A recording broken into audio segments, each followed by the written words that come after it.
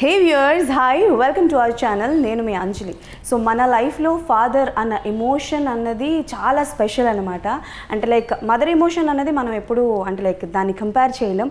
అలానే ఫాదర్ అంటే లైక్ ఎదుగుతున్నప్పుడు చాలా బాగా క్లోజ్గా ఒక ఫ్రెండ్లా బిహేవ్ చేస్తూ ఉంటారనమాట. సో లవ్ యువర్ ఫాదర్ అన్న కాన్సెప్ట్తో ఒక మంచి కాన్సెప్ట్తో మన ముందుకు రాబోతున్నారు. April 4th ఈ మూవీ మన ముందుకు రాబోతుంది. సో టీం మనతో పాటు ఉన్నారు, వాళ్ళతో మాట్లాడి చాలా విషయాలు తెలుసుకుందాం. సో హాయ్ టీం, నమస్తే. ఎలా ఉన్నారు అందరూ?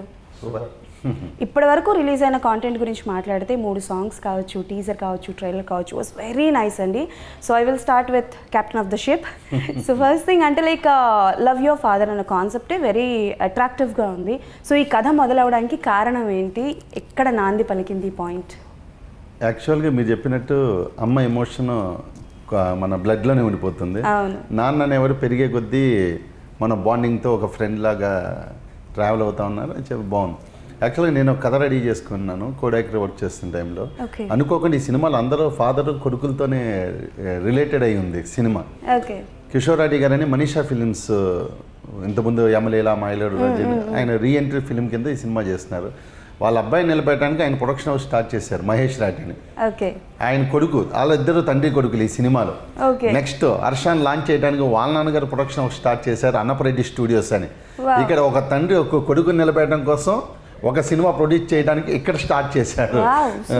ఈ ప్రాసెస్లో అందరూ ఒక రకమైన తండ్రి కొడుకుల బాండింగ్. వీళ్ళు ఇద్దరు ఆ తండ్రి కొడుకులు. మా నాన్న నేను ఎప్పుడు పైకి వస్తానో ఎదురు చూస్తా, ఆయన ఎక్కడో పల్లెటూరులో రోజు టీవీలో వచ్చే ఆ డైరెక్టర్ హిట్ అయితే ఈ డైరెక్టర్ ఎప్పుడురా నువ్వు సినిమా చేసి బాగుపడతావు అని చెప్పి ఆయన బాధ. సో ఒక మైండ్ హంటింగ్ అనమాట. ఒక తండ్రి కొడుకులకి ఎలా పైకి వస్తారు అదొక రన్ అవుతుంటుంది కదా. ఆ ప్రాసెస్గా తండ్రి కొడుకులు కట్ చేద్దామని చెప్పేసి వర్క్ చేసుకుంటున్నాను. అట్లాంటి టైంలో హర్ష వాళ్ళ ఫాదర్ వచ్చేసి హర్షాన్ని లాంచ్ చేయడానికి ఒక కథలు వింటూ ఉన్నారు. అప్పటికి వీళ్ళు చాలా కథలు విన్నారు. అట్లాంటి టైంలో నేను ఈ తండ్రి కొడుకుల ఎమోషన్ కథ చెప్పడం జరిగింది. వాళ్ళు బాగా కనెక్ట్ అయిపోయారు. ఇప్పుడు మీ ముందు కూర్చునే అర్హత వచ్చేసింది. ఓకే. సో అంటే లైక్ ఈ మధ్యకాలంలో చాలా వరకు ఎమోషనల్ మూవీస్ వస్తున్నాయి.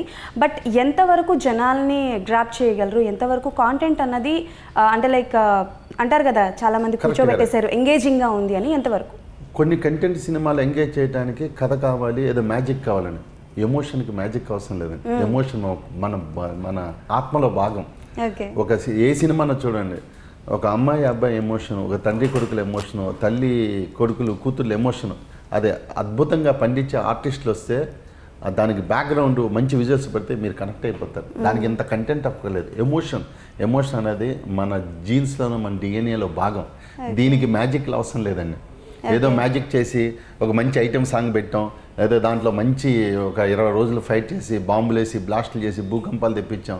ఏమి ఎమోషన్ సినిమాకి అవసరం లేదు. మీ కథలోనే life LYF love your father, దాంట్లోనే ఒక ఎమోషన్ ఉంది అని చెప్పేసాం. ఆ ఎమోషనే మిమ్మల్ని హంట్ చేస్తుంది. దీనికి అద్భుతమైన ఫోటోగ్రఫీ మా శ్యామ్ గారు ఇచ్చారు, మణి గారు ఇచ్చారు. ఇక్కడ ఉన్నారుగా చరణ్ గారి గురించి మనం ఒక హిస్టరీనే వచ్చేస్తుంది. ఆయన గురించి చెప్పాలంటే ఆయన చేయని శాఖలు లేవు. అలాగే మన ప్రవీణ్ గురించి ఆయన వికీపీడియాలో చేస్తే లిస్ట్ వస్తూనే ఉంటుంది. ఎన్నో సినిమాలు దగ్గర ఇయర్లీ ఒక 10 మూవీలు ఉంటాయి సార్. ఏం మాట్లాడుతున్నారు మీరు? తక్కువ చెప్పాను, 10-15 దగ్గరలో ఉంటాయి కదా. ఆయన ఎంత ప్రాణం అయ్యారంటే వాళ్ళిద్దరూ. ఈ సినిమాను మేము కథగా రాసుకున్నప్పుడు ఒక రూమ్లో కూర్చొని ఏదో ఊహల్లో రాసేసుకుంటాం. ఒక తండ్రి అంటే ఇలా ఉండాలి, ఒక కొడుకు ఎమోషన్. దాన్ని ఏదైతే పేపర్ మీద రాసుకున్నానో 100% మనం 100కే 100 మార్కులు వేసుకున్నాం. ఆ పైన ఇంకా లేవు పారామీటర్స్. ఆ పైన పారామీటర్స్ ఏమన్నా కూడా మా చరణ్ గారికి ఇవ్వాల్సి వస్తుంది. అలాగే ఆ చరణ్ గారి పక్కన ఒక ఫ్రెండ్ క్యారెక్టర్ ఉంటుంది, ప్రవీణ్ గారిది. అదే ప్రవీణ్ గారు ఇటు హర్షాకు కూడా ఫ్రెండ్గా ఉంటాడు. అదే ఈ కథలో ఉన్న చిన్న స్పెషల్ అదృష్టం అండి. ఫాదర్ కి అటు పక్క కొడుక్కి ఫ్రెండ్ క్యారెక్టర్. సో అది ప్రవీణ్ చేసిన హెల్ప్. నాకు బ్రదర్ లాంటి వాడు. వాళ్ళిద్దరూ ఈ సినిమాని సోల్స్ ఒక హార్ట్ నిలబెట్టేశారన్నమాట. సినిమా హర్షాన కంటెంట్ లేకపోతే చేయడానికి ఉండదన్న. మంచి రైటింగ్, మంచి కంటెంట్ ఉంది దానికి మా హర్ష కూడా తోడయ్యాడు. మీది సినిమా చూసినప్పుడు ఇది హర్ష మేము డెబ్యూ అని పేపర్లోను పక్కన బ్రాకెట్లో డెబ్యూ DBU అని రాశాను అన్న. ఫస్ట్ నేను ఎంటర్ అయిన రోజు ఎమోషనల్ సీన్స్ ఉన్నాయి, హర్ష ఒబీడియంట్ కదా, కొంచెం ఒక 20 రోజులు షూటింగ్ అయిన తర్వాత వేద్దాం భయ్యా అన్నారు మీరు. అవును. కట్ చేస్తే రోజు దినదిన ప్రవర్ధమానం అన్నట్టుగా రోజు ఎమోషన్ ఫస్ట్ సినిమాలో అంతలా చేయటం గొప్పన. నేను మొన్న ఆడియో ఫంక్షన్లో కూడా చెప్పాను హర్ష. నిజంగా తను లేనప్పుడు కూడా తను ఇద్దరు అదే మాట్లాడుకున్నాం. ఎందుకంటే ఇప్పుడు హర్ష ఉన్న టైంలో మాట్లాడుకుంటాం, ఓకే ఏదో పిల్లాడిని పొగిడేస్తే పాడైపోతాడు అనుకుంటాం, కానీ మేము ఇద్దరం పర్సనల్గా మాట్లాడుకున్నప్పుడు ఫోన్ కాన్వర్సేషన్లో కూడా అప్పుడప్పుడు ప్రవీణ్ అదే అన్నాడు, అన్న డే 1కి లాస్ట్కి వచ్చేసరికి చాలా బాగా చేశాడు హర్ష. సో వీళ్ళ ముగ్గురు ఈ సినిమాకి ఒక ప్రాణం లాంటి వాళ్ళు. లైఫ్ వీళ్ళ ముగ్గురితో ఇంటర్వ్యూ చేయటం నాకు లైఫ్లో మెమరబుల్ ఇన్సిడెంట్. లైఫ్లో ప్రధాన పాత్ర చరణ్ గారిది, దాని చుట్టూ మా పాత్రలు తిరుగుతుంటాయి. ఒక్క సీన్ అన్న కట్ చెప్పినప్పుడు ఆ కంటెంట్ అర్థమైంది. చరణ్ సార్ ఆయన గురించి చరణ్ గారు చాలా బాగా చేశారండి అంటే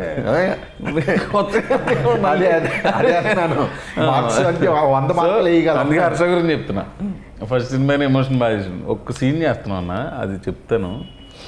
ఉగాది కదా, పండగ కదా ఇవాళ. ఒక సీన్ లోపల మా ఇద్దరికి ఫాదర్ గురించి నేను ఫస్ట్ నెగిటివ్గా ఉంటే, లేదు బాబాయ్ ఇలా ఉన్నారు నాన్న అని నేను కూడా మారి, సారీరా నా ఫ్రెండ్ నేను ఏదో ఎమోషనల్ అనేసి ఇద్దరం కళ్ళు దుడుచుకుని బయటకు వచ్చి అలా వెళ్తుంటే ఫాదర్ ఉంటారు బయట. అవును. ఆయన చరణ్ గారు ఏడుస్తూ ఉంటారు. ఆ సీన్ చూసినప్పుడు అనుకున్నానన్న, ఇది అంటే ఒక్కొక్క చోట చేసేటప్పుడు కూడా ప్రతి సినిమా మనం ప్రాణం పెట్టి చేస్తాం. అవును. కొన్ని మనం అనుకునే రిజల్ట్ రాకపోవచ్చు, బట్ ఒక్కొక్క చోట అనిపిస్తుంది కదా చేసేటప్పుడు. నాకు ఆ సీన్ చూసినప్పుడు నాకు ఇప్పుడు నేను చెప్తాను, నాకు సినిమాలో చాలాసార్లు డైరెక్టర్గా కొన్ని 100 సార్లు చూస్తాం కదా, నీకు నీ మూడు ఎక్స్ప్రెషన్ నాకు ఇప్పటికీ గుర్తున్నాయి. అంటే చరణ్ గారు హర్ష ఫుల్ లెంగ్త్గా సినిమా ఒకటి సూపర్ మన బెంగళూరు ఊరు వెళ్తున్నప్పుడు వచ్చి మన చరణ్ గారు అంటారు, ఎరా అమ్మకి ఎలా ఉంది అంటారు. అనగానే నువ్వు చాలా హాస్పిటల్ మెయింటెనెన్స్ లేదంట కదా అన్న చెప్పి ఆ ఎక్స్ప్రెషన్ నాకు ఇప్పటికీ ఎన్నిసార్లు చూసినా భలే అందంగా అనిపిస్తుంది. అదొకటి చాలా భలేగా అసలు ఎక్స్ప్రెషన్ భలేగా అనిపిస్తుంది. వాళ్ళ సీన్ ప్రవీణ్ గారు చెప్పినట్టు ఆ సీన్లోనే ఆయన ట్రాన్సిషన్ ఒక భయం నుంచి ఎమోషన్కి మారటం. దానికి ముందు సీన్ అయితే పిచ్చ కామెడీ ఉంటుంది. దాని తర్వాత భయపడుతూ ఉన్న సీన్లో తను వచ్చి ఎమోషనల్గా మాట్లాడిన తర్వాత ఈయన అలా ట్రాన్సిట్ అయ్యి అలా ఎమోషనల్గా మారుతారు చూసారా. నిజంగా నెక్స్ట్ నేను కూడా అదే చెప్పబోతున్నాను. నువ్వు ఆ ఎక్స్ప్రెషన్ నాకు ఇప్పటికే ఒక 3 షాట్లు గుర్తున్నాయి. అది ఆ ఫోన్ ఇలా పడేసి కొంచెం ప్రొఫైల్గా చూస్తావు నువ్వు దాంట్లో షాట్, నాకు భలే అనిపించింది ఆ షాట్. అదే డైరెక్టర్గా కొన్ని షాట్లు చూసేటప్పుడు ఏంటంటే సినిమా పర్లేదండి, నేను అడిగిన క్వశ్చన్కి మీరు మొత్తం ఇంటర్వ్యూ మొత్తానికి కావాల్సిన సమాధానం వద్దు సార్, మళ్ళీ నాకు పేమెంట్ కట్ చేస్తారు. ఓకే సార్, చరణ్ గారి దగ్గరికి వస్తాను. అంటే బేసికల్గా టు బి వెరీ ఫ్రాంక్ చెప్పాలంటే చరణ్ గారు సింగర్ అవన్నీ కాకుండా ఓన్లీ సినిమా గురించి అడుగుతున్నాను. బట్ ఆస్కింగ్ సంథింగ్ అబ్బాయి కాదు, లైఫ్ సినిమాలో ఆయన పాత్ర గురించి అడగండి. ఓకే, సో ప్రవీణ్ గారి డిమాండ్ కమాండ్కి మేరకు బట్ ఒక కాంప్లిమెంట్ అయితే ఇద్దాం అనుకుంటున్నాను. బట్ అంటే లైక్ ఫస్ట్ సాంగ్ చూసాను నేను, ఇందాకే మీకు చెప్పాను సాంగ్లో మీ డ్యాన్స్ చాలా బాగుంది అని. మీది ఆయనది డ్యాన్స్ చూస్తున్నప్పుడు నాకు బాలసుబ్రహ్మణ్యం గారు ప్రభుదేవ గారిది సాంగ్ ఉంది కదా, అందమైన ప్రేమ రాని లేత బుగ్గపై, నాకు ఆ సాంగే గుర్తొచ్చింది. ఇది ట్రూ, నిజంగా చెప్తున్నాను. సో ఆ డాన్స్ ఎక్స్పీరియన్స్ గురించి చెప్పండి. I think for the first time కదా యువర్ డాన్సింగ్? సరోజలా చేశాను. Okay okay. బట్ చాలా కాలం తర్వాత మళ్ళీ డాన్స్ అనడం, అది దాన్ని డాన్స్ అన్న నేను, తను ఏదో చేయమన్నారు. ఏంటంటే సరే త్వరగా నేను డాన్స్ చేయలేను, నేను నాకొద్దు అని ఇలా బట్టి పెట్టడం కన్నా చేసేస్తే త్వరగా అయిపోతుంది కదా. ఓకే, మనం సినిమాలోకి దిగేసాం, రంగంలోకి దిగాం, ఇంకా ఈదాల్సిందేగా, ఇంకా we have to get it done with, సరే త్వరగా అయిపోతుందని. అది ఆ 7 టేకులు 8 టేకులు చేసి చేసి చేసి చేసి ఇంకా నా వల్ల మొన్న కూడా స్టేజ్ ఎక్కినప్పుడు కూడా స్టెప్ సరిగ్గా రాలా. అది మా ఎడిటర్ మహానుభావుడు ఆయన బాగా కట్ చేశాడు, బాగా చూపించారు. మా మాస్టర్ మోయిన్ మాస్టర్ గారు బాగా కంపోజ్ చేశారు. నాకంటూ సరే ఇంత సింపుల్గా పెట్టుకుంటాం సార్, అది ఎక్కువ కాంప్లికేటెడ్ లేదని కాంప్లికేషన్ అంతా హర్షాకి ఇచ్చి నాకు ఊరికే ఆ హుక్ స్టెప్స్ మటుకు చిన్నగా నీట్గా నేర్పించాను. బట్ హుక్ స్టెప్స్ కూడా కొంచెం కాంప్లికేటెడ్గానే ఉన్నాయి కదా. ఎంతైనా ఒక హీరోకి ఒక స్టెప్ చేయించాలి అన్నప్పుడు కొంచెం ఒక కాంప్లికేషన్ ఉండాలి కదా. అసలు రైమింగ్ టైమింగ్ అదిరిపోయింది సినిమా మొత్తం ఇట్లాగే మామూలే కాదు. కానీ ఆయన చెప్పిన దానికి ఈయన రైమింగ్ టైమింగ్కి ఆయన చెప్పిన ఎమోషన్స్కి ఏంటో ఆయన భయపెట్టగలరు, నవ్వించగలరు, ఏడిపించగలరు. నన్ను అయితే ఏడిపించేశారు, అయ్యో నన్ను అయితే నిజంగా ఏడిపించారు. ఓకే, సో హర్ష గారు, so working with these kind of legendary people, so ఎలా అనిపించింది? This is the first one right, debut. So ఎక్కడైనా కొంచెం భయం, బెరుకు లాంటిది ఏమైనా? భయం కాదులే కానీ నాకు వాళ్ళ అంటే ఎలా ఉంటారు అనేది ఒక డౌట్ ఉండేది స్టార్టింగ్ నుంచి. సార్ కానీ లేదా ప్రవీణ్ అన్న కానీ మనకి ఆ ర్యాప్ ఇస్తారా, కంఫర్టబుల్ జోన్ అనేది ఇస్తారా లేదా, ఇవ్వకపోతే నాకు తెలిసి అంత బాగా వచ్చేవి కాదు సీన్స్ కానీ ఏవి. వాళ్ళు నాకు ఒక ఫ్రెండ్ లాగా ఒక అన్ని సీన్స్లో ప్రతి దాంట్లో నాకు సపోర్ట్ చేస్తున్నారు. ఇలా నాకు డౌట్స్ వస్తే వెళ్ళి అడగడం, లేదా వాళ్ళే ఇన్పుట్స్ చెప్పడం, ఇది చేస్తే మనకి సీన్ పరంగా స్టోరీ పరంగా వెరీ ఫస్ట్ డే నుంచి తనతో ర్యాప్ తన ఇంట్రెస్ట్ అలా ఉంది. మొత్తం ప్రవీణే. ఆయననా? ఏదైనా సీన్ చెప్పినాను అన్న, ఈ సీన్లో కొంచెం ఇంప్రవైజేషన్ ఇలా చేద్దాం అన్న బాగుంటుంది. ఈవెన్ హర్షాకైనా, ఎందుకంటే చరణ్ గారికి వాళ్ళిద్దరున్న ఫ్రెండ్షిప్ వేరు, మా టీంకి మాత్రం మెంటర్ ప్రవీణే. అది ఓపెన్గా చెప్పొచ్చు. ఏదన్నా నేను తప్పు చేస్తున్నాను అనుకో అన్న, చిన్న ఏదన్నా ఏదో ఇలా చెయ్యి అన్న, భలే ఉంటుంది అన్న, ఇలా చేద్దాం అన్న, ఇలా మెరుగ్గా చేద్దాం అంటే నాకు ఫ్రెండ్ ఈ కెలుకుడు కాదు నా మీద ప్రేమే. ఎలా చేద్దాం అన్నా అంటే ఆయన ఒప్పుకుంటేనే ప్రతి చోట ఇది ఇలా అడుగుతాం మేము డైరెక్టర్ని. మీ పాయింట్ ఆఫ్ వ్యూ చెప్తారు అంతేనా? పాయింట్ ఆఫ్ వ్యూ కదండి, ఇది సార్ ఇలా చేయను అంటే డైరెక్టర్ గారు ఒప్పుకుంటే ఓకే, లేదు అది వద్దు అంటే అది ఆపేస్తాం. మరి అది లేకపోతే రెండు మూడు సార్లు నేను ఒప్పుకోలేదు, మా ఇద్దరి మధ్య అది కూడా జరిగింది. అది వచ్చేసి అన్న ఇది మార్దాను, లేదు ఇదే చెప్పు, లేదన్న ఇది మార్దాను. నాకు డైరెక్టర్ గారి చేతిలో ఉంటుంది, మేము అడగటం మా బాధ్యత. సార్ ఇది సారంటే ఓకే బాగానే ఉంది వెళ్ళండి, వద్దు ఇదే అంటే అదే అడగటం వరకే, అడగడం మన బాధ్యత. గ్రాంటెడ్ కెప్టెన్ గ్రాంట్ చేయలేదు అంటే కెప్టెన్ అంటే ఈ సీన్లో ఉన్న ఏదైతే ఈ డైలాగ్ ఉందో, ఈ డైలాగ్ ఎక్కడో ఒక రిఫ్లెక్షన్ ఉంటుందని చెప్పి రాసుకుంటామండి. వచ్చిన ప్రాబ్లం ఎక్కడ వస్తుందంటే ఆర్టిస్టులకి డైరెక్టర్కి మధ్య గొడవలు ఎక్కడ సెటిల్, ఇబ్బందికరమైన సిచ్యువేషన్ ఏంటంటే ఆ సీన్లో ఆ డైలాగ్ ఇబ్బంది అనిపిస్తుంది. తను ఆర్టిస్ట్గా పెర్ఫామ్ చేసేప్పుడు ఇదేముంది ఈ డైలాగ్ చెప్తే ఏముంది, కిక్ ఏముంది అనిపిస్తుంది. కానీ ఆ డైలాగ్ చెప్పడం వలన ఎక్కడో ఇంకో 10 సీన్ల తర్వాత దీనికి లింక్ అక్కడ వేస్తే బాగుంటుందని ఒక డైరెక్టర్గా రాసుకునేటప్పుడు అనిపిస్తుంది అనమాట. వీటి వల్లనే డైరెక్టర్కి ఆర్టిస్టులకి మధ్య డిస్కషన్లు జరుగుతుంటాయి బేసిక్గా. ఓకే, ఆయన క్యాప్టెన్ అని నాకు ఇందాకే అర్థమైంది. ఇందాక నేను కూర్చొని ఫోన్ చూసుకుంటుంటే యాంకర్ మీరేనా, క్వశ్చన్లు ఏం రాశారు అని అడిగారు. ఒక్కసారికి నేను భయపడ్డాను సార్. క్వశ్చన్ ఎందుకంటే చరణ్ సార్ ఏమన్నారంటే సినిమా గురించి అడిగితేనే బాగుంటుంది, అలా కాకుండా నాన్నగారిది నాది అవన్నీ అడుగుతున్నారు, అవి సినిమాకి సంబంధం లేని కదా, మనం పర్సనల్ ఇంటర్వ్యూలో చెప్పుకోవచ్చు అంటే. అందుకని అంటే బేసికల్గా చరణ్ గారు దొరకడమే చాలా కష్టం, ఇంటర్వ్యూస్ చాలా తక్కువగా ఇస్తారు కదా, మేబీ దాని గురించి అడిగి ఉంటారు. మీరు రాసుకుని ఉంటారు కదా, ఇవి అడగండి. అడగడం తప్పు కాదు, మీరు అడిగిన టోన్లో నాకు భయం వేసింది నిజంగా చెప్పాలంటే. ఈయనేంటి ఇంత సీరియస్గా ఉన్నారు, ప్రిపేర్ అయిపోదా అని చెప్పి మళ్ళీ నేను నెక్స్ట్ ప్రిపేర్ అవుతున్నాను. వెయిటింగ్ మార్చిన మార్పు అనమాట. ఓకే, సో ప్రవీణ్ గారు మీకే క్వశ్చన్. ఇప్పటివరకు చాలా క్యారెక్టర్స్ మీరు చేశారు, అండ్ ప్రతి మూవీలో మీరు చేసిన క్యారెక్టర్స్ వాజ్ కీ పాయింట్స్ అని చెప్పొచ్చు. లైక్ హీరో ఫస్ట్ నుంచి స్టార్టింగ్ వరకు ట్రావెల్ అవ్వడం, ఎమోషన్స్ కానీ అది. బట్ ఈ మూవీలో ఏం కొత్తదనం ఉండబోతుంది? ఈ మూవీలో నా వయసుకు మించిన పాత్ర ఒకటి చేశాను, హీరో బాబాయ్ అంటుంటాడు, అది ఫస్ట్ థింగ్. రెండు ఏంటంటే ఎంటర్టైన్మెంట్ కంటే ఎమోషన్ మీద ఎక్కువ ఉన్నామండి. అంటే ఒక ప్రాణ స్నేహితుడు ఆయన కథ చెప్పేది ఇప్పుడు వాళ్ళ అబ్బాయి ఇద్దరితోటి బాండింగ్ ఉంటుంది, ప్లస్ ఆయన చేసి పనుల వల్ల కొంత ఇబ్బంది పడుతుంటాడు, అక్కడ మాత్రమే కామెడీ, తర్వాత అంతా ఎమోషనే. ఎవరు చేసే పనుల వల్ల ఎవరు ఇబ్బంది? ఏం చేసే పనుల వల్ల సార్, చేసే పనుల వల్ల ఆయన ఇబ్బంది పడతారా? అది ఓహో, అంతవరకే చెప్పాలి, ఆయన ఏ పని చేసాడని చెప్పలేము. మరి ఇదా మ్యాటర్, తప్పలేదు సార్, మీ బాధ పగడు కూడా రాకూడదండి. అండ్ ట్రైలర్లో ఒక డైలాగ్ ఉంటుందండి, ఈ వయసులో కాకపోతే ఇంకెప్పుడు అల్లరి చేస్తారు అన్న పాయింట్ డైలాగ్. అది చాలామంది యంగ్ బాయ్స్కి బాగా కనెక్ట్ అవుతూ ఉంటుంది. సో అలా మీరు మీ చిన్నప్పుడు ఎప్పుడైనా లైక్ యంగ్ ఏజ్లో ఎప్పుడైనా అలాంటి అల్లర్లు చేసి నన్ను అల్లరి చేయనివ్వట్లేదు ఏంటి అని ఎప్పుడైనా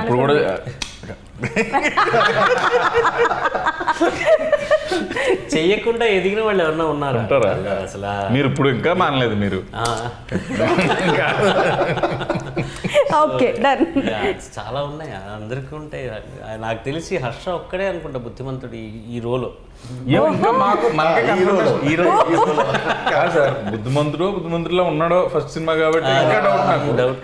సరే ఎనీ మెమరబుల్ అంటే లైక్ డ్యూరింగ్ ద షూటింగ్ టైంలో హర్ష గారి క్యారెక్టరైజేషన్ చూసి మనం కూడా ఇలా చేసాం కదా అని ఏ సీన్ చూస్తున్నప్పుడు అనిపించింది? అంటే క్లబ్ తప్పుతాగి పోలీసులు అరెస్ట్ చేసి అట్లాంటి సీన్ నా లైఫ్లో ఎప్పుడు రాలేదు. ఓకే. అంటే సినిమాలో ఉందా సార్ అలాంటిది? నాకు కూడా తెలియదు. ఉంది కదా, ఉంది కదా. అది కామన్ కదా సినిమాలో ఉంటది. చెప్పండి. ఓ మీరు లేరు ఆ సీన్లో? ఆ సీన్లోనే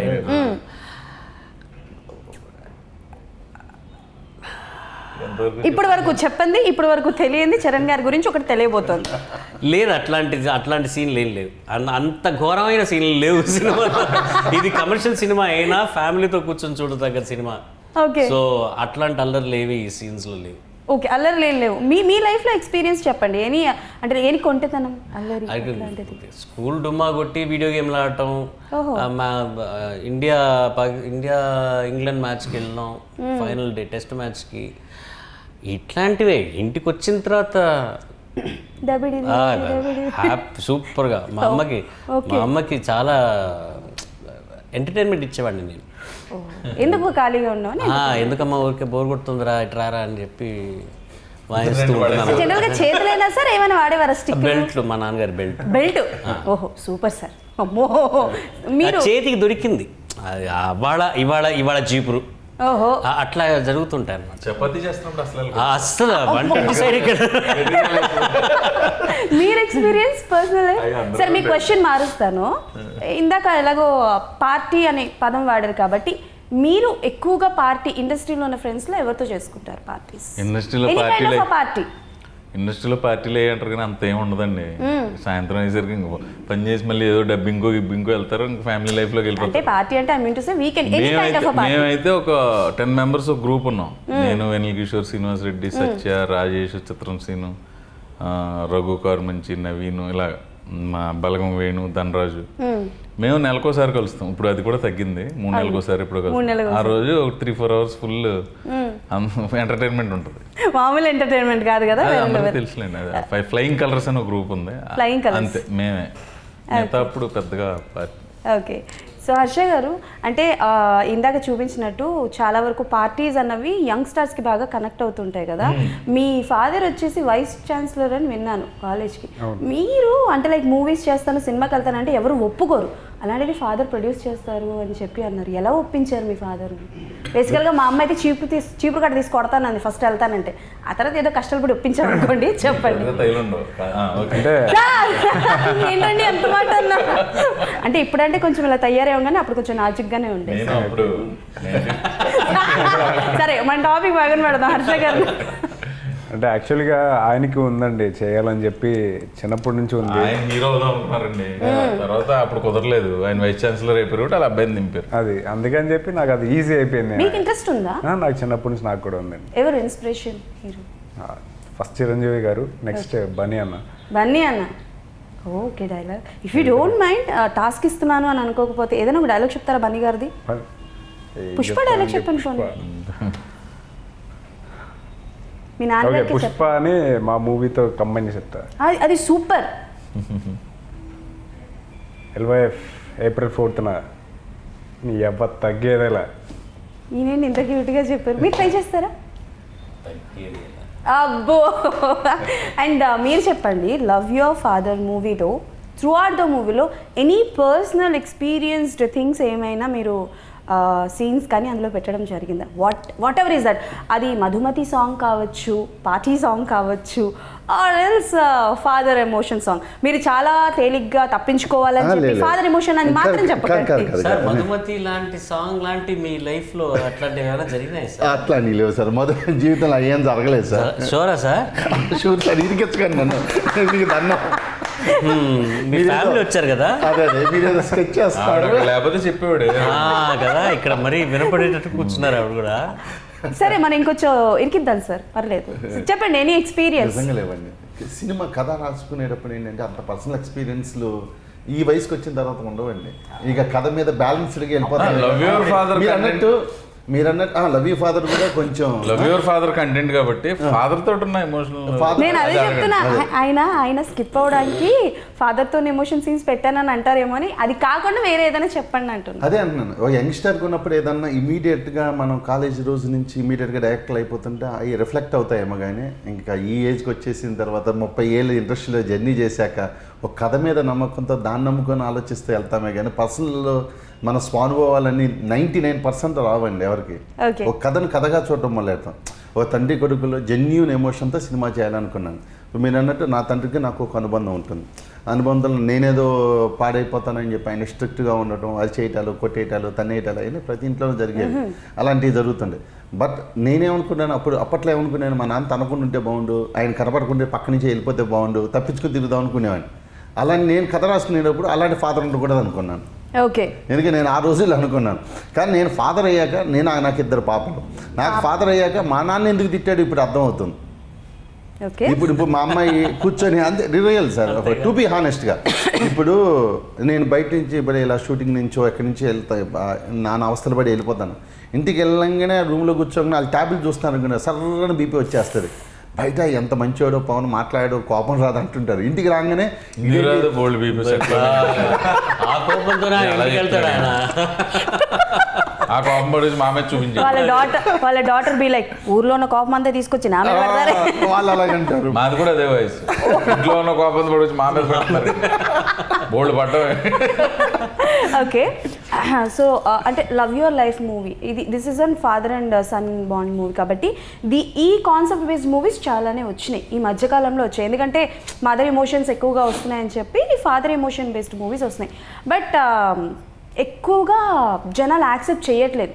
ఎక్కడో ఏదో చిన్నది మిస్ అయింది, చిన్నది మిస్ఫైర్ అయింది అని చెప్పి కొన్ని సినిమాలు ఏంటి అని అంటే కొంచెం యావరేజ్గానే ఉన్నాయి. బట్ ఇది అంటే లైక్ చాలా వరకు ఏంటంటే కంపేర్ చేస్తుంటారు. ఫర్ ఎగ్జాంపుల్ నానక్ ప్రేమతో సినిమా ఉంది, ఏ సినిమా వచ్చినా ఆ సినిమాతో కంపేర్ చేస్తూ ఉంటారు. సో అలా ఆలోచించే వాళ్ళకి what you want to say? So ఎవరైనా ఆన్సర్ చేయొచ్చు. ఆలోచించగా అది స్టార్ సినిమా అండి, ఇదేమో ఫస్ట్ సినిమా కుర్రాడిది. But story related to father emotion. మీరు అడిగిన క్వశ్చన్కి నేను ఆన్సర్ చరణ్ గారు కూడా చెప్పారు. చరణ్ గారు నాతో డిస్కస్ చేసినప్పుడు మీరు చెప్పిన ఈ సినిమాలన్నీ కూడా హీరో పాయింట్ ఆఫ్ వ్యూలోనూ ఫాదర్ పాయింట్ ఆఫ్ వ్యూలో కథ రన్ అవుతుంటుంది. అంటే తండ్రి కొడుకులు ఇద్దరు, కొడుకు ఏదో కాలేజీలో అల్లరి చేస్తుంటాడు, ఏదో గొడవలు పడుతుంటాడు, తాగుతుంటాడు, గొడవ చేస్తుంటాడు. ఆ తండ్రి కొడుకులకి మధ్య క్లాష్ స్టార్ట్ అవుతుంది. మీ మధ్య మీరు చూసిన చాలా సినిమాలు అవచ్చు, పేర్లు మనకు అనవసరం. ఒక తండ్రి కొడుకుల ఎమోషన్ జర్నీలో తండ్రి కొడుకులే ఒక స్టేజ్లో ఇద్దరి మధ్య క్లాష్లు వచ్చి ఇద్దరు మాట్లాడుకోపోవటం, ఈ కొడుకు చేసే పనులు క్లైమాక్స్లోకి వచ్చిన తండ్రి రియలైజ్ అయ్యి నా కొడుకు మంచి పనులే చేశా, నేనే అపార్థం చేసుకున్నా అని చెప్పి కలుసుకుంటారు. ఇలా ఉంటాయి. దీంట్లో అది కాదు. ఒక మంచి ఫాదర్కి ఒక మంచి కొడుకు హ్యాపీగా ఇద్దరు. ఇది వీళ్ళిద్దరి నుంచి ఒక థర్డ్ ఫోర్స్ నుంచి కథలో కాన్ఫ్లిక్ట్ వస్తుంది. అక్కడి నుంచి వీళ్ళిద్దరూ ఎలా ఫేస్ చేసి ఎలా ఇది చేశారన్నదే కథ. అసలు ఇప్పటికి వచ్చిన కథకి వీటికే సంబంధం ఉండదు. సో తండ్రి పగని కొడుకు తీర్చుకుంటాడా అంటే ట్రైలర్ని బట్టి నాకు అదే అర్థమైంది. అది ట్రైలర్ చూసారుగా, 4వ తారీఖు వస్తే సినిమా అందరు మార్నింగ్ షో తర్వాత అర్థమైపోతుంది. ఓకే, సో ఎలాగో ఒక నిమిషం ఎప్పుడో సగం చెప్పేసారు అన్న కదా. ఇప్పుడు నేను అడిగి డౌట్ అయితే మొత్తం చెప్పేసాను. ఎవరి పాయింట్ ఆఫ్ వ్యూలో ఓపెన్ అవుతుంది మన కదా. యాక్చువల్గా ఈ 2 క్యారెక్టర్స్ పాయింట్ ఆఫ్ వ్యూలో అదే ఇద్దరు 2 పాయింట్ ఆఫ్ వ్యూలో కథ రన్ అవుతుంది. అదే ఓకే, నాకు ఒక చిన్న క్వశ్చన్ అండి. సో మన మూవీలో ఏంటంటే ఒక పాయింట్ ఉంది, దట్ ఈస్ ఏంటంటే హార్స్ రేసింగ్ అన్న పాయింట్ ఒకటి ఉంది కదా. సో రీసెంట్గా బెట్టింగ్ యాప్స్ గురించి కూడా చాలా ఇష్యూస్ నడుస్తున్నాయి. సో దాని మీద ఏమైనా మెసేజ్ అన్నది ఇచ్చేది ఏమైనా ఉంటుందా? బెట్టింగ్ యాప్స్ అని అనను, బట్ బెట్టింగ్ వేయడం లాంటి అండి. ఇప్పుడు పెద్దలు చెప్తేనే పిల్లలు ఎవరు వింటర్లేదు, ఇంట్లో పెద్దలు చెప్తేనే. ఇప్పుడు మనం ఒక మెసేజ్ ఒకటి చెప్పి సొసైటీని సరిదిద్దే అంత ఇది సినిమా ఎంటర్టైన్మెంట్గా చూడాలి. కానీ అదేంటంటే కోఇన్సిడెంటలీ ఈ టైంలో ఈ ఇష్యూస్ వచ్చినాయి అంతే తప్ప మాకు ఆల్రెడీ కథలో ఒక భాగం ఈ బెట్టింగ్ కానివ్వండి,